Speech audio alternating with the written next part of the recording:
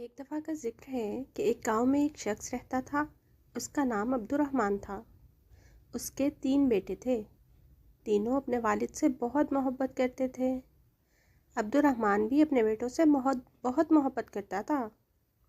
ایک مرتبہ عبدالرحمن نے اپنے تینوں بیٹوں کو بلایا اور ان کو ایک ایک سیب دیا اور کہا کہ اس سیب کو ایسی جگہ جا کر کھاؤ جہاں تمہیں کوئی نہ دیکھ رہا ہو۔ جو ایسا کرنے میں کامیاب ہو گیا میں اسے انعام دوں گا۔ تینوں بیٹے والد کو اللہ حافظ کہہ کر اور ان سے دعائیں لے کر گھر سے نکلے۔ دوسرے دن عبدالرحمن نے پھر بیٹوں کو بلایا اور باری باری سب سے پوچھا۔ سب سے پہلے بڑے بیٹے عبداللہ سے پوچھا، کیا تم اس کو ایسی جگہ کھانے میں کامیاب ہو گئے جہاں تمہیں کوئی نہیں دیکھ رہا ہو؟ عبداللہ نے جواب دیا، الحمدللہ بابا، میں نے وہ سیب ایک درخت کے پیچھے جا کر کھایا، وہاں